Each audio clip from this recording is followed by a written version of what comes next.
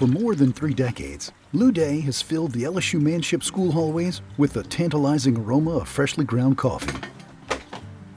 But his days of brewing coffee in his office within the LSU Manship School are quickly coming to an end.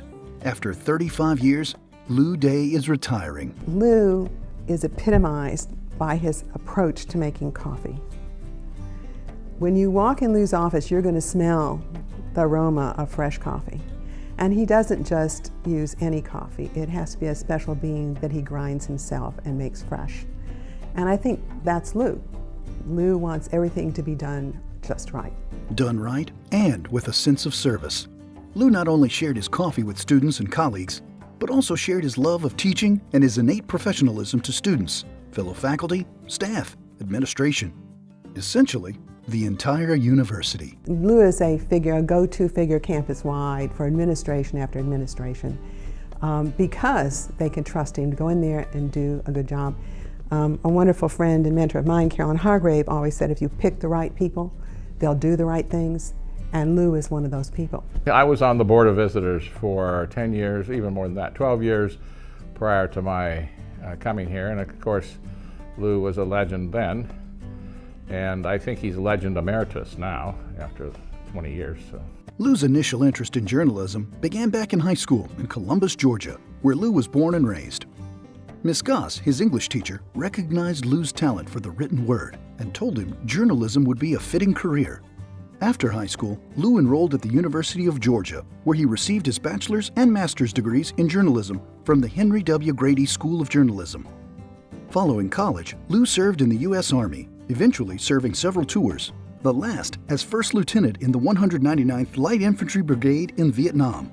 While in Vietnam, Lou handled a number of press-related duties, from writing stories for the unit newspaper to escorting reporters around the 199th Brigade. After his discharge from the Army in 1970, Lou returned to Columbus for a short stint to work in the news department of WRBL-TV.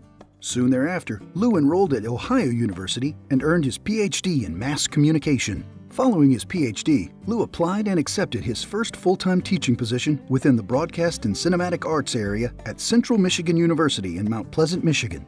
3 years later, Lou accepted a position at the University of Oklahoma, teaching courses in writing and broadcast news. After several years in Norman, Lou made one final career move, here to Baton Rouge in 1981. Early on, Lou taught broadcast news, media writing, and media law within the journalism school. He eventually focused on teaching law and ethics. I mean, Lou's practical experience was the underpinnings for a lot of his teaching. And so having done all those courses, radio and television, public relations, I think he moved to a new level, and that new level was media law and media ethics. Is why do people do what they do? What's the thinking behind it? What should be happening? And how do we break that down and analyze it in a way that we can understand it? In 1991, Lou published an ethics casebook, which eventually was adopted by nearly 100 colleges and universities. He has several versions of his textbook out on ethics. I think he changed the answers sometimes just to keep people loose, I mean, his students. But no, he is an expert in his field. He is rather one of the gemstones of the faculty here. Day's book and his classes were well known for how challenging they were for their students. Former student James Rose. It's important to know your rights as a journalist, especially as things change so rapidly as we're seeing in society with social media. You have to know what your rights are, not only as a journalist, but as a citizen. And I think his class definitely honed in on that. And that's what made me, I believe, be so successful, because I could push the boundaries because I knew the law. In 2006, Professor Louis Day was named the National Journalism Teacher of the Year by the Scripps Howard Foundation. The award recognizes the best in print, electronic journalism, and journalism education. There are givers in this world and there are takers, and Lou is a giver. And he cares and will care deeply about students. He was never an easy A. He wasn't going to give them something for nothing, because he knew people have the right to learn and to work hard, and you don't learn without working hard. But his values were utterly impregnable, and if there's a model teacher, it's Lou Day. So after 35 years, thousands of classes, hundreds of committee and faculty meetings, and countless cups of fresh brewed coffee, Lou Day is retiring.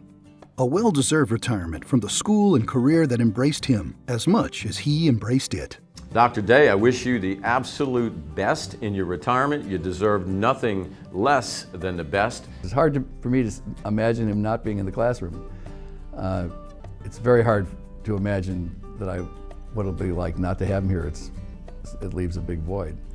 But if anybody deserves to sit back and enjoy what they've done and have a great deal of pride for the contributions they've made, Lou Day is that person. I love you, Lou. I'm still going to be hanging around. I don't know where you're going to be, but we're going to have our regular coffee sessions. And travel is great, and I know he knows how to travel. He's been all over the world, so I'm sure he'll enjoy himself there. And I don't see Lou ever disconnecting from his discipline. I think he'll always be making a contribution. Congratulations to Lou Day, a well-deserved retirement from the LSU Manship School of Mass Communication.